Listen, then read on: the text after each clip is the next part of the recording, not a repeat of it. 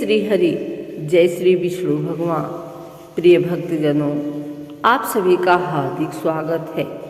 अगहन मास महात्म्य की इस दिव्य कथा में आज हम प्रस्तुत कर रहे हैं अध्याय 14, जो अगहन मास के महत्व, पुण्य और भगवान की अद्भुत कृपा को और गहराई से प्रकट करता है।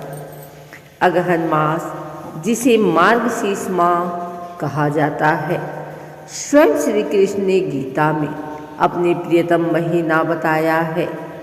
इस मास में किया गया प्रत्येक जप, तप, दान, स्नान और कथा श्रवण सहस्त्र गुणा फल प्रदान करता है। आज के इस अध्याय में हम जानेंगे कैसे अगहन मास के विशेष नियम जीवन में चमत्कारी परिवर्तन लाते हैं, कैसे भगवान की एक छोटी सी भक्ति हजारों जन्मों के पापों का बंधन काट देती है, और कैसे एक साधारण भक्त को अगहन मास में मिला दिव्य आशीर्वाद उसका जीवन बदल देता है। भक्तजनों, इस अध्याय का पठन और श्रवण इतना पुण्यकारी है कि घर में सुख समृद्धि आती है, मन की चिंताएं दूर होती हैं और दुर्भाग्य के योग समाप्त होते हैं। तो आइए पूर्ण भक्ति और श्रद्धा के साथ अगहन मास महात्म्य अध्याय 14 का शुभारंभ करते हैं। हरि स्मरण करें, विष्णु नाम का जप करें और इस दिव्य कथा की ऊर्जा को अपने जीवन में उतारें। कथा प्रारंभ। नगर के दक्षिण दिशा में एक अत्यंत शांत और पवित्र गांव था, गंधारपुर। यह गांव अपने आप में बहुत समृद्ध माना जाता था, परंतु इस गांव में एक ऐसी कमी थी जिसे हर कोई महसूस करता था। लोगों के मन में भक्ति थी, परंतु शुद्ध मन से भक्ति करने का भाव धीरे धीरे कम होता जा रहा था। गांव के अधिकांश लोग पूजा पाठ तो करते थे, परंतु मन कहीं और रहता था। कोई खेती की चिंता में, कोई व्यापार में, कोई घर परिवार की समस्याओं में उलझा था। सबके जीवन में एक अशांति सी थी। इन्हीं लोगों के बीच एक पवित्र और शांत स्वभाव का ब्राह्मण रहता था, धर्मशील। धर्मशील का जीवन सीधा साधा था।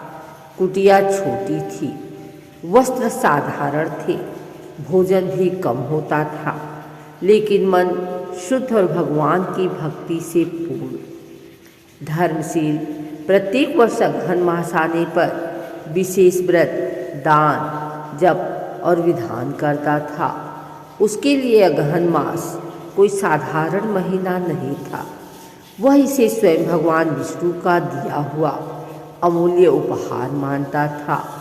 वह कहता था, अगहन मास में प्रभु का स्मरण कर लिया जाए तो जीवन में जो कमियां हैं वे भी दूर हो जाती हैं। लेकिन उसका पुत्र अरिमर्दन, वह पिता की बातों को समझता नहीं था। अरिमर्दन युवा था, जोश था, समझ कम थी। उसे लगता कि भक्ति और पूजा से घर नहीं चलता, मंदिर जाने में समय बर्बाद होता है। मेहनत करो, कमाओ, बस वही जीवन है। धर्मशील उसे समझाने की बहुत कोशिश करता, पर वह कहता, पिताजी, अगर भगवान से सब होता तो गरीब लोग कभी दुखी क्यों रहते? क्यों कोई बीमार होता और कोई सुखी? क्यों कोई मेहनत करे और कोई बस भजनों में लगा रहे? धर्मशील मुस्कुराते हुए कहता, बेटा, भगवान केवल उन पर कृपा करते हैं जिन्होंने अपने मन को साफ रखा है। भक्ति बिना लोभ, बिना क्रोध, बिना अहंकार की होनी चाहिए। और अगहन मास में किया गया जप और दान 1000 गुना फल देता है। परंतु अरिमर्दन फिर भी नहीं मानता। अगहन मास का द्वादशी तिथि थी। धर्मशील सुबह सुबह गंगा में स्नान कर लौटा। और प्रभु की आराधना में बैठ गया। वह मधुर और शांत स्वर में विष्णु सहस्त्र नाम का जप कर रहा था। शांताकारम भुजंग शयन पद्मनाभ सुरेशम। पूरी कुटिया में एक पवित्र शांति फैल गई थी। अरिमर्दन कुटिया में प्रवेश करता है और कहता है, पिताजी, आप इतना समय पूजा में क्यों लगाते हैं? मुझे तो लगता है आप मेहनत नहीं करना चाहते। धर्मशील कोई क्रोध नहीं करता। शांत स्वर में कहता है, बेटा, आज तुम मेरे साथ चलो, मैं तुम्हें अगहन मास के वास्तविक प्रभाव दिखाऊंगा। अरिमर्दन हंस पड़ा। पिताजी, यह भी कोई देखने की चीज है? धर्मशील साधारण मुस्कान के साथ कहता है, हाँ बेटे, आज पता चल जाएगा। अरिमर्दन पिता के साथ जाने को तैयार हो गया, पर उसके मन में यह विश्वास शून्य था कि उसे कुछ नया देखने को मिलेगा। धर्मशील अरिमर्दन को लेकर गांव से कुछ दूर स्थित एक विशाल पवित्र वन की ओर बढ़े। इस वन में एक अत्यंत प्राचीन विष्णु मंदिर था, जो कहा जाता है कि स्वयं ऋषि कश्यप ने स्थापित किया था। मंदिर के आसपास का वातावरण बहुत दिव्य था। पक्षियों का मधुर स्वर, शीतल हवा और पीपल के वृक्षों की छाया। धर्मशील ने कहा, बेटा, अगहन मास में आध्यात्मिक ऊर्जा बहुत बढ़ जाती है। आज तुम कुछ ऐसा देखोगे जो तुम्हें समझाएगा कि भक्ति व्यर्थ नहीं जाती।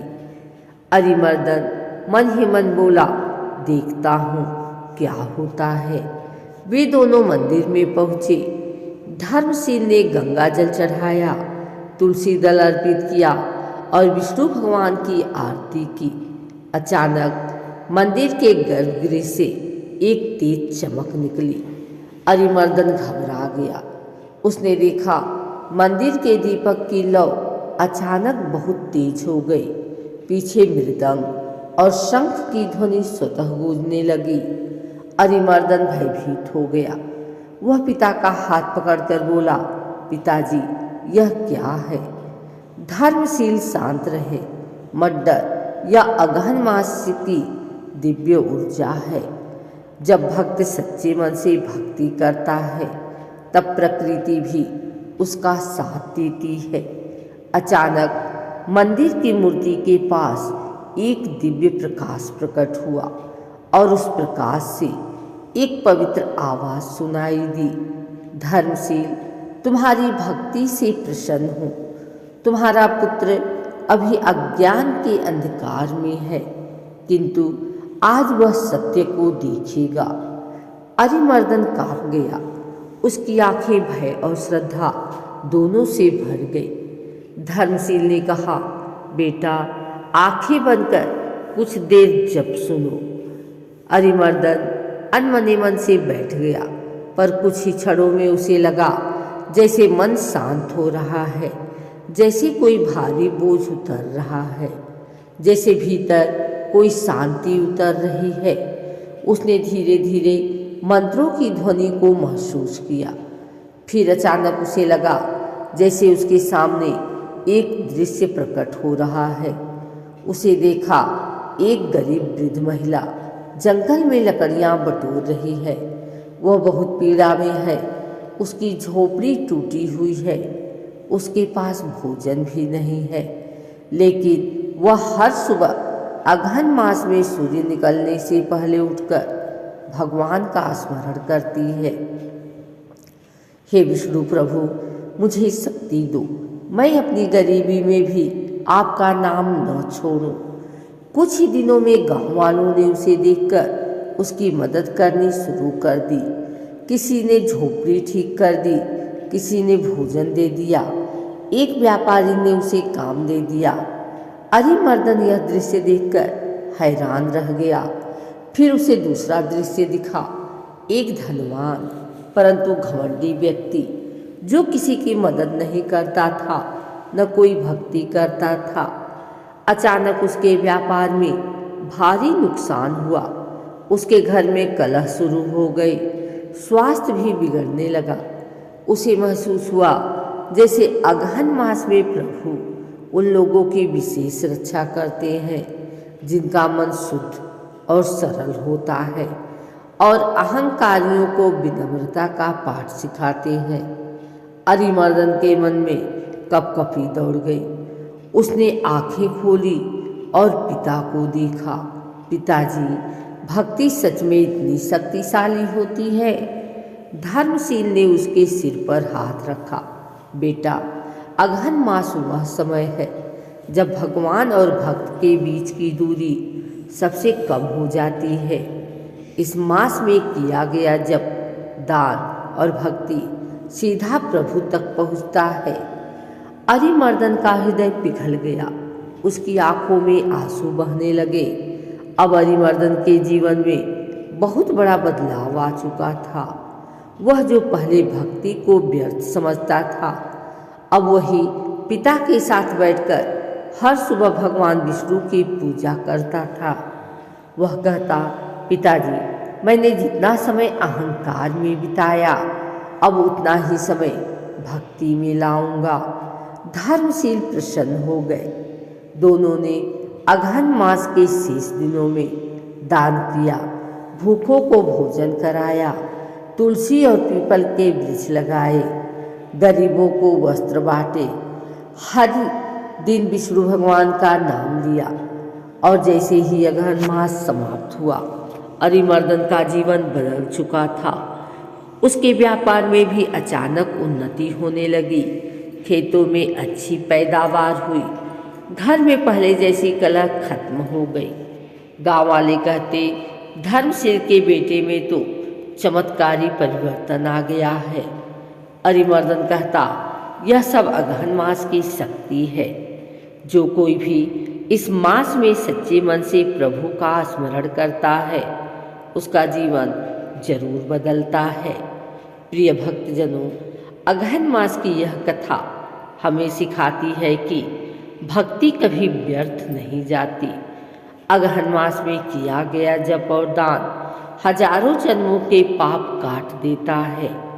अहंकार मनुष्य को नीचे ले जाता है, विनम्रता ऊपर उठाती है।